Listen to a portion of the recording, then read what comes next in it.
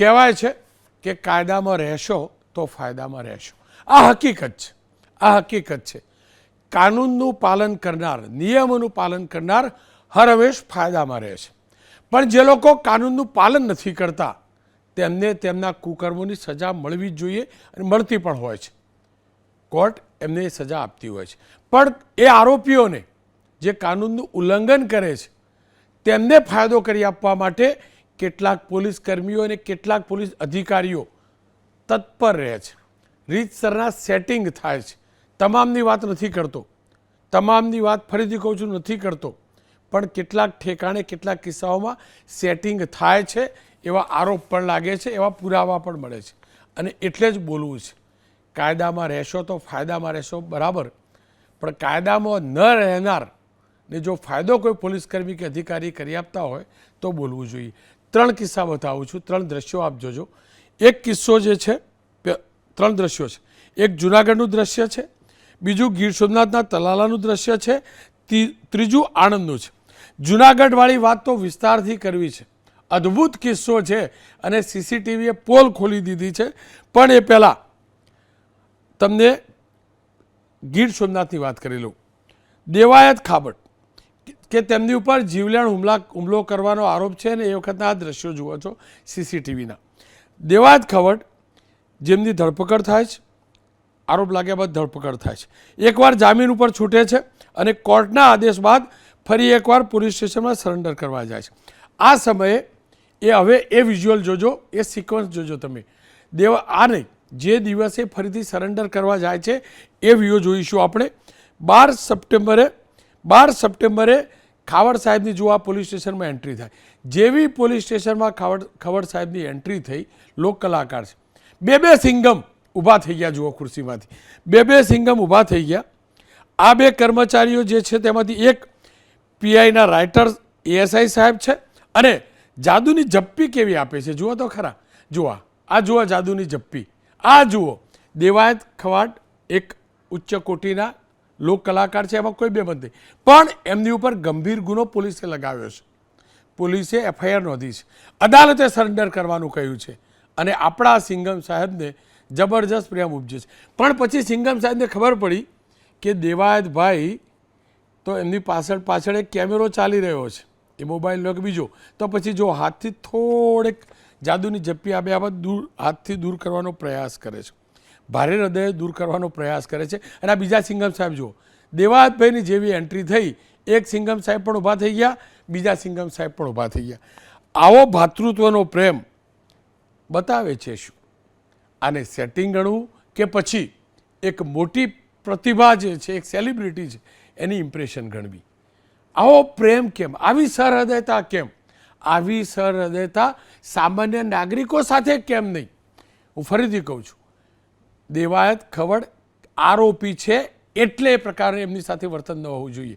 એક નાગરિક તરીકે, એક સેલિબ્રિટી તરીકે એમને પોલીસ સ્ટેશન આવ્યા તો ચોક્કસથી માન સન્માનના અધિકારી છે. પણ અહીંયા એ વ્યક્તિ જીવલેણ હુમલાનો આરોપી છે અને અદાલતે સરેન્ડર કરવાનું કહ્યું હતું એટલા માટે થયા છે. જુઓ આ સિંગમનો પ્રેમ જુઓ. હવે ન બોલવું હોય તો પણ બોલવું જ પડે કે કદાચ આ પણ એક સેટિંગની પરિભાષા જ છે. આ જાદુની જપ્પી તમે એ જુઓ તો ખરા, કેટલો પ્રેમ, કેટલો ઉભરો છે. જુઓ હવે બીજો કિસ્સો બતાવી દઉં. આણંદનો કિસ્સો છે, એનું સેટિંગ જોજો. અહીંયા કોઈ આર્થિક લાભથી સેટિંગ નહીં હોય, પણ આ આણંદનો કિસ્સો છે. 4 સપ્ટેમ્બરે સિંગમના સીન સપાટા હેઠળ અમે કાર્યક્રમ પણ કર્યો હતો અને એ વિડીયો પણ જોજો. જો આ આરોપી જેવો બહાર નીકળે છે તરત પીઆઈ સાહેબ નજીક જાય છે, કાનમાં કંઈક કહે છે અને આ લંગડાવા લાગે છે. રિવર્સ ફોરવર્ડ કરીને જોઈશું. અને આ લંગડાવા લાગે છે એવી રીતે કે સિંગમ સાહેબે જબરજસ્ત પીટાઈ કરી, પણ પછીના જે દ્રશ્યો છે એમાં એ મસ્ત બિંદાસ ચાલે છે. જેવો કેમેરો શરૂ થાય છે આ બે લંગડાવાની શરૂઆત કરી દે છે. અને આ સામાન્ય આરોપી નથી. જો આ કેટલો બિંદાસ ચાલે અને પછી જેવા હવાલાતમાંથી બહાર નીકળે એટલે સીધા લંગડાવા લાગે. જેવો કેમેરો દેખાય એટલે લંગડાવા લાગે. અને એમાં પણ પેલા 3 સ્ટારવાળા સાહેબ કાનમાં કંઈક ફૂંક મારે એટલે તો એમની લંગડાવાની પદ્ધતિ આખી બદલાઈ જાય. આ જુઓ.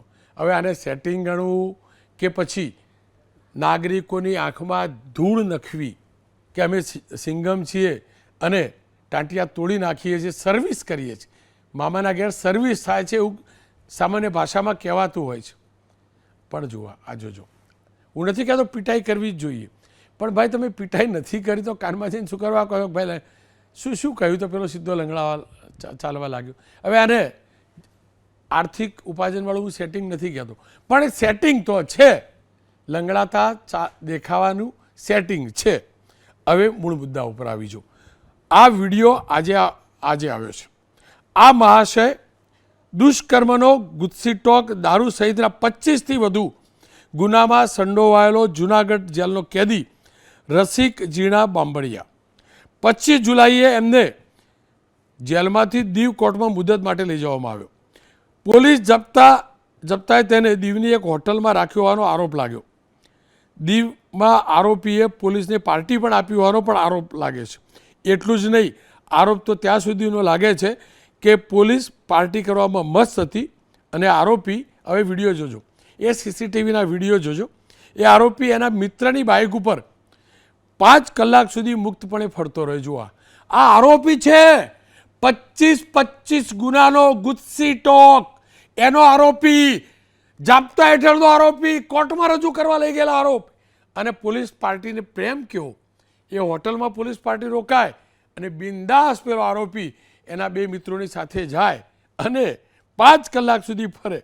હદ તો ત્યારે થઈ ગઈ કે બેંકના કામમાં પણ ગયો હોય એવા પણ સીસીટીવી આવી ગયા. આઈસીઆઈસી બેંકની અંદર જે પણ એનું ટ્રાન્ઝેક્શન કે જે કામકાજ હતું એ પતાવવા પણ ગયો. સારી વાત એ છે કે તીસરી આંખ એટલે સીસીટીવી હોય છે. કોઈએ એસપીને ફરિયાદ કરી અને એસપીએ ફરિયાદ આધાર ઉપર આ તમામ સીસીટીવી કબજે કર્યા છે. એમાં સ્પષ્ટ, હવે કહો આ કોઈ કે આ જપ્તા હેઠળનો આરોપી બાઇકની અંદર જપ્તા હેઠળનો આરોપી છે. અને દીવની હોટલમાંથી નીકળી બાઇક પર બેસી, એ બી ક્લિયર થઈ ગયું. પહેલાં દીવની હોટલમાં જ હતા એટલે પેલા જાપ્તાવાળા સાહેબ હોટલમાં ગયા દીવ. હવે દીવની હોટલમાં ખાલી જમવાનું જ મળે એવું તો હોતું નથી. દીવ કેન્દ્ર શાસિત પ્રદેશ છે અને જે ગુજરાતમાં છૂટછાટ નથી એ દીવમાં છૂટછાટ છે. હવે એવું નથી કહેતો કે છૂટછાટનો લાભ લેવા પોલીસવાળા ગયા હશે, જમવા પણ ગયા હશે, પણ માફ કરજો, ત્યાં દીવની હોટલમાંથી ઉના આવ્યા. મારી ટીમે મને સુધારો કહ્યો છે, ઉનાની હોટલની અંદર પોલીસ પાર્ટી રોકાઈ અને ત્યાંથી, માફ કરજો હું ફરીથી ક્ષમા માગું છું, ત્યાંની દીવની હોટલ નથી, ઉનાની હોટલ છે, પણ દીવની કોર્ટમાં લઈ ગયા હતા અને ઉનાની હોટલમાં પોલીસ પાર્ટી રોકાય છે અને ત્યાંથી આ લોકો બાઇક ઉપર લઈ એમના જે પણ મળ્યા હતા આરોપીના, એ એમને 5 કલાક સુધી ફેવરે છે. કોઈના ધ્યાનમાં આવ્યું, ઇન્ટરનલ હરીફાઈ પણ હશે, જે પણ હોય, પોલીસનો સોર્સ પણ હશે. પોલીસે કાર્યવાહી કરી છે અને આખો ઘટનાક્રમ તમે જોજો. સીસીટીવી જે છે ક્લિયર કટ છે. 12:53 આઈસીઆઈસી બેંક તરફ પસાર થાય છે. ત્યારબાદ આ રસિક જીણા એના ઘેર ગયો છે, જે 3:31 સીસીટીવીમાં છે. 3:45 તેના ઘેર ખાંડથી દીવ તરફ નીકળ્યા હોવાનું પણ સીસીટીવીમાં કેદ થયું છે. જો કે આ જ મુદ્દે પોલીસે કાર્યવાહી કરી છે. જૂનાગઢ એસપીએ સુબોધ આડેદરા જે છે તેમને 3 પોલીસ કર્મચારીઓ અને કે જેઓ આનો જાપ્તો લઈને નીકળ્યા હતા, જેલની અંદર જ્યારે હોય ત્યારે જાપ્તા પાર્ટી હોય છે અને જેલમાંથી કોર્ટમાં મુદત હોય, કોર્ટમાં રજૂ કરવાના, ત્યારે આરોપીને લઈ આવતા હોય છે અને એ જ રીતે પરત જેલમાં જમા કરાવવાના હોય છે. પણ એ દરમિયાન પોલીસ પાર્ટી સતત જોડે રહેવાનું હોય છે. કુદરતી હાજત, જમવાનું જે પ્રોસિજર છે એ કાયદેસરના નિયમો છે એના આધીન ઓકે. પણ કોઈ ચોપડી નથી લખ્યું કે આરોપીને બાઇક ઉપર ફરતો મોકલવો 5 કલાક સુધી. અને હું એટલે જ કહું છું, આ સેટિંગ છે, અને સેટિંગ ક્યારે મફતમાં થતું નથી. હું ફરીથી કહું છું, સેટિંગ મફતમાં નથી થતું. કોઈ દબાણથી થાય છે કે કોઈ વહેવટથી થાય છે અને આવા જ વહેવટો કોઈ વાર જોખમ સાબિત કરે છે. 25 ગુનાનો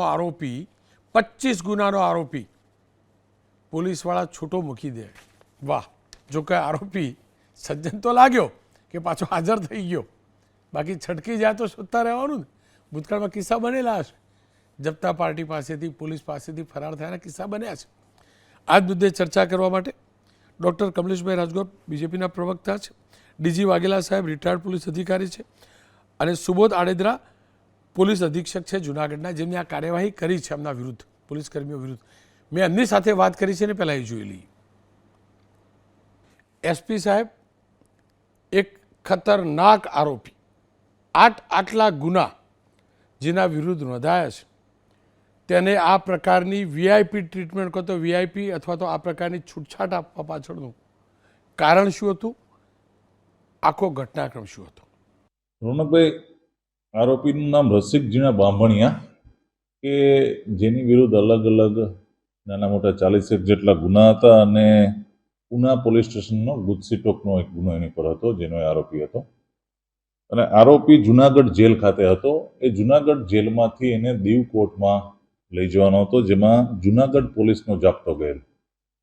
જુનાગઢના એક પીએસઆઈ અને 2 પોલીસ કર્મચારીઓ જાપ્તામાં ગયેલ, અને એ જાપ્તામાં એને દીવ કોર્ટમાં રજૂ કર્યા બાદ એ પછીના સમયમાં એને નિયમથી ઉપરવટ જઈને, કાયદાથી ઉપરવટ જઈને જે ન આપવી જોઈએ એ સવલતો એને રિલેક્સેશન આપવામાં આવ્યું હતું. અને એ બાબત ધ્યાન ઉપર આવી એટલે તરત ને તરત એની પ્રાથમિક તપાસ સંબંધિત અધિકારી પાસેથી કે જે આ રજૂઆતો છે, રજૂઆતોની ખરાઈ કરાવડાવી, પ્રાથમિક તપાસ કરાવડાવી, અને તરત ને તરત એ પીએસઆઈ અને બંને પોલીસ કર્મચારીઓને તાત્કાલિક ફરજ મોકૂફ હેઠળ મૂકી દેવામાં આવેલા છે અને સસ્પેન્ડ કરવામાં આવેલા છે.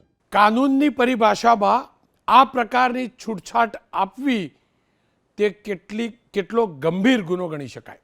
ઘણી વખત આવી કોઈ પણ પ્રકારનો એને છૂટછાટ આપવામાં આવે તો એ ગંભીર બનાવમાં પણ પરિણામી શકે. અને એ જ વસ્તુની ગંભીરતાને લઈને તરત જ આની પ્રાથમિક તપાસ જે કંઈ આની માહિતી હતી કે જે આવી કંઈ માહિતી મળી હતી કે કંઈક છૂટછાટ આપવામાં આવેલી છે, તો એને લીધે થઈને તરત એની તપાસ કરી એની ખરાઈ કરાવડાવીને તાત્કાલિક એને ફરજ મોકૂફ હેઠળ મૂક્યા. શું પોલીસવાળાઓએ રૂપિયા લઈને, એટલે કે આર્થિક ફાયદો મેળવીને ભ્રષ્ટાચાર કરીને આ પ્રકારની ટ્રીટમેન્ટ આપી હતી આરોપીને, આ છૂટછાટ આપી હતી આરોપીને? અત્યાર સુધીની તપાસમાં એસપી સાહેબ સામે શું આવ્યું છે? જે રોનકભાઈ, તમામ પાસાઓનું જે કંઈ છે સિનિયર ઓફિસરને તપાસ આપી છે. બાકીના પાસાઓની પણ એક બાબતની તપાસ કરે છે, અને એમાં જે કંઈ સામે આવશે, જે પુરાવા મળશે એ વિરુદ્ધ જે કંઈ કાર્યવાહી કરવાની છે એ તમામ કાર્યવાહી કરીશું. જ્યારે પણ ક્યાંય કોઈ પણ તમામ મોટાભાગે સરકારી કર્મચારીઓ માટે, તમામ માટે એક નિશ્ચિત એની રૂપરેખા હોય છે, એક ડિસિપ્લિન જે હોય છે, ડૂઝ એન્ડ ડોન્ટ્સ. તો ક્યાંય પણ કોઈની પણ ફરજમાં બેદરકારી હોય છે તો એની વિરુદ્ધમાં તરત સસ્પેન્શન જેવા કે અન્ય શિક્ષાત્મક પગલાં લેવાતા હોય છે. તો આમાં પણ જે માહિતી હતી એ માહિતી સામે આવી અને એની ખરાઈ કરાવતા જે વિગતો સામે આવી છે, તેની વિરુદ્ધમાં તાત્કાલિક સસ્પેન્શનના પગલાં લીધા છે. એ જાણવા છતાં કે આ આરોપી કેટલો ખતરનાક છે, કયા પ્રકારના ગુના નોંધાયા છે, છતાં પણ આ પ્રકારની ટ્રીટમેન્ટ આપવી શું બેદરકારી માત્ર ગણી શકાય, કે પછી રીતસરનું એક આ ષડયંત્ર હોય છે, કેવી રીતે આરોપીને એની મનમરજી વહીવટ કરી અને છૂટછાટ આપવી? શું આ ષડયંત્ર નથી, એક કાવતરું નથી? એને રોનકભાઈ, જે આપે વાત કરી ને, તમામ પાસાની તપાસ થઈ રહી છે. અત્યારે જે વસ્તુ છે સામે આવી છે કે એ વસ્તુને લીધે થઈને તાત્કાલિક પહેલા તો આને ફરજ મોકૂફી હેઠળ મૂકવા એ જરૂરી હતા તાત્કાલિક ધોરણે, એટલે એ કાર્યવાહી કરી દીધી છે. અને હવે બાકીની જે તપાસમાં કે કોઈ પણ પ્રકારના લાભ મેળવેલા છે કે શું છે શું નહીં, તો એ બાકીની તપાસ કરીને આગળ જે કંઈ કાર્યવાહી કરવાની થશે તમામ કાર્યવાહી કરવામાં આવશે જ. જૂનાગઢના એસપીએ મર્યાદામાં રહીને વાત કરી છે, કાનૂની પરિભાષામાં વાત કરી છે, એમને કાર્યવાહી કરી છે એટલે એમને સલામ. કોઈએ ઇન્ફોર્મેશન આપી, એને પ્રોસેસ કરી અને કાર્યવાહી કરી છે બદલ સલામ. પણ સવાલ એ છે કે આટલા સીધા પુરાવા છે, કોઈ 19-20 નથી, તો આવા પોલીસવાળાઓને માત્ર સસ્પેન્ડ કેમ ડિસમિસ ના કરવા, ફોર્સમાંથી કેમ સીધા આઉટ ના કરવા, કેમ ન કરવા? કારણ કે આ setting.com ને તોડવું જરૂરી છે, આ સેટિંગને સમજવું જરૂરી છે. કમલેશભાઈ, આપની પાસે આવું એ પહેલાં એકવાર વાઘેલા સાહેબ સાથે વાત કરી લો. વાઘેલા સાહેબ, આ ખેલ કેટલો ખતરનાક! 25 ગુનાનો આરોપી, ગુજસીટોકનો આરોપી સીસીટીવીમાં સ્પષ્ટ દેખાય છે, તમામ પુરાવા છે. કયા પ્રકારની ખરેખર કાર્યવાહી થવી જોઈએ આ પોલીસ અધિકારીઓ કર્મચારીઓ વિરુદ્ધ?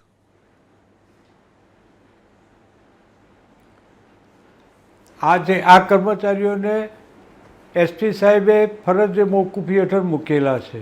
ફરજ મોકૂફી પર મૂકવાનું કારણ એ છે કે તેમના વિરુદ્ધમાં ઘનિષ્ઠ તપાસ થઈ શકે અને એમના વિરુદ્ધમાં ખાતાકીય રાહત પગલાં પણ લઈ શકાય.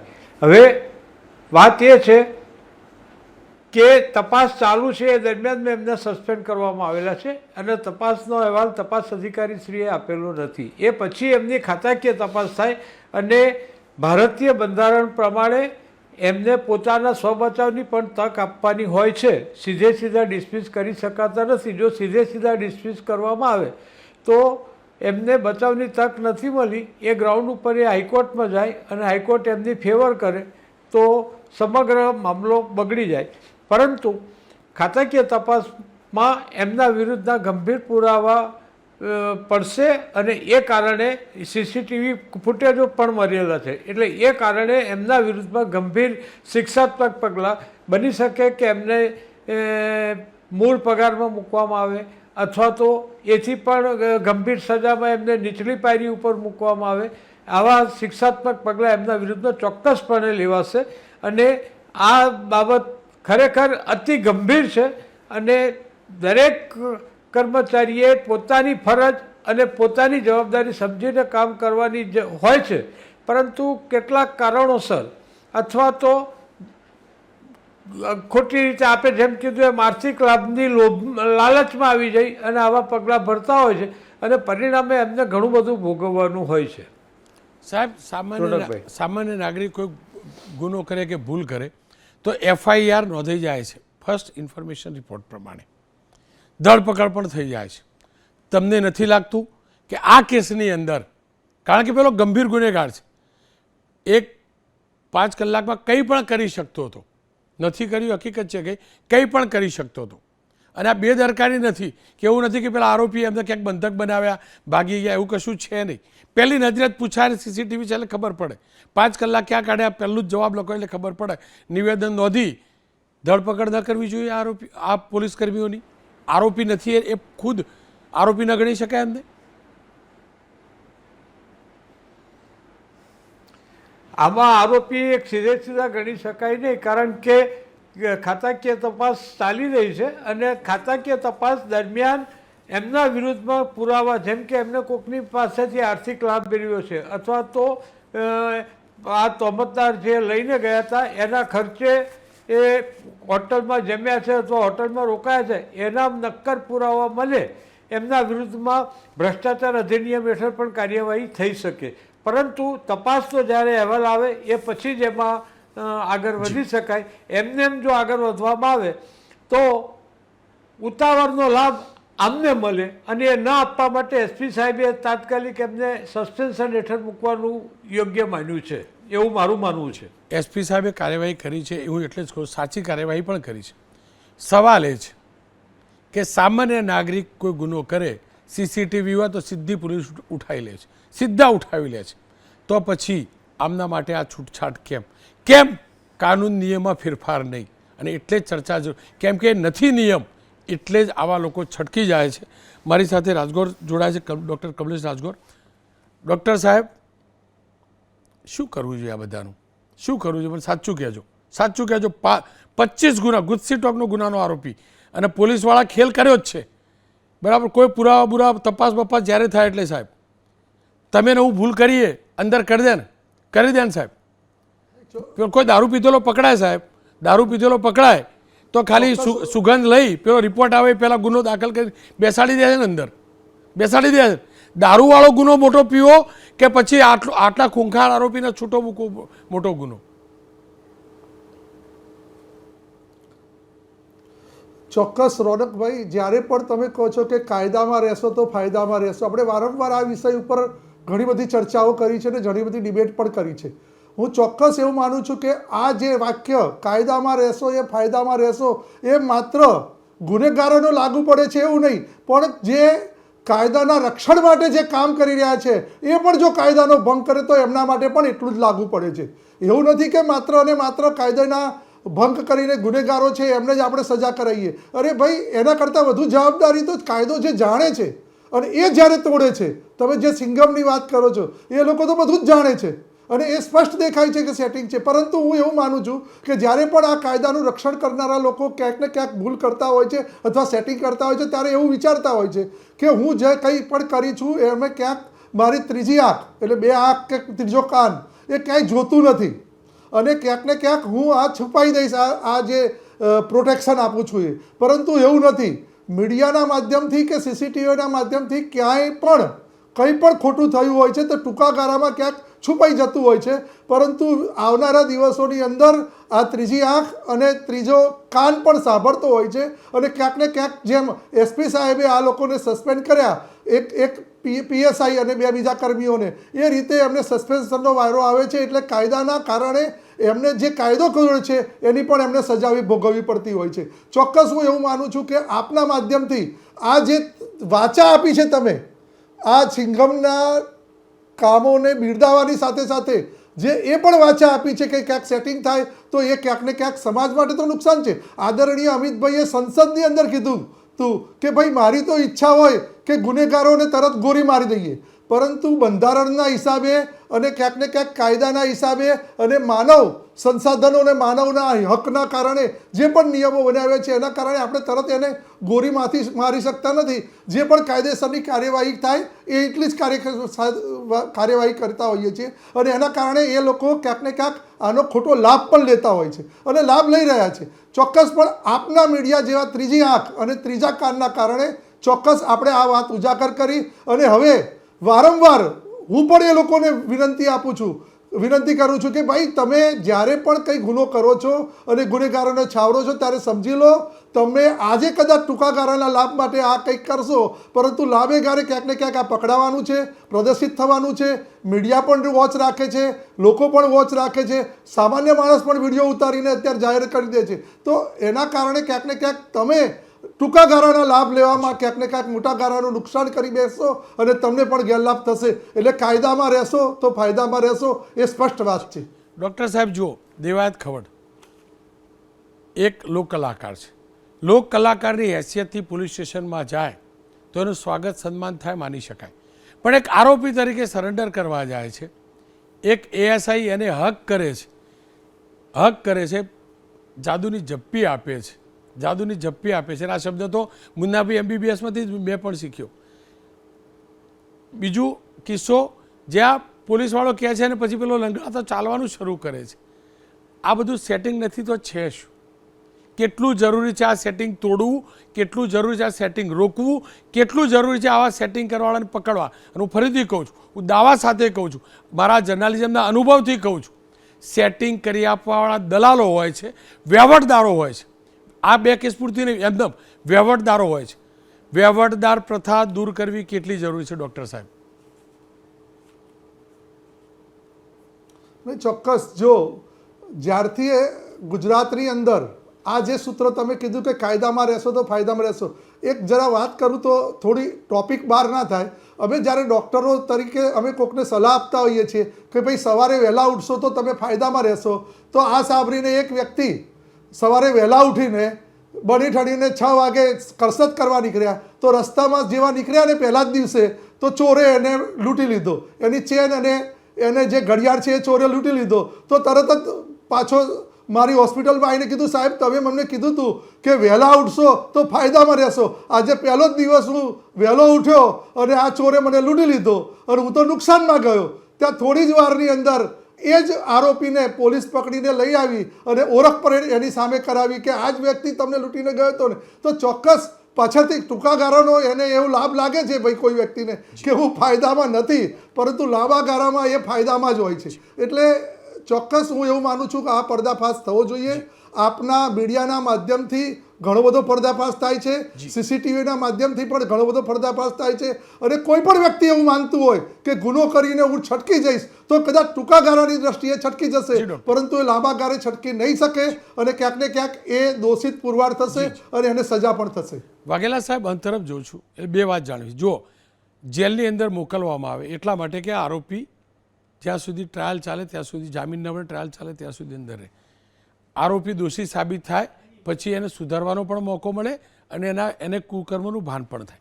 પણ આપણે પણ જાણીએ છીએ જેલની અંદર મોબાઈલ મળી જાય, દુનિયાભરની વીઆઈપી ફેસિલિટી મળે છે અને પકડાય છે. એવું એનો મતલબ કોઈનો કોઈ વ્યક્તિ છે જે જેલમાં સેટિંગ કરી આપે છે. સાથે જ પોલીસ સ્ટેશન, પોલીસ ચોકીમાં જે વહીવટદાર પ્રથા છે, વહીવટદાર પ્રથા, હું શબ્દ વાપરું છું, વહીવટદાર પ્રથા, આ લો એન્ડ ઓર્ડર માટે, કાનૂન વ્યવસ્થા માટે કેટલી ઘાતક છે, વહીવટદાર પ્રથાને દૂર કરવી કેટલી જરૂરી છે.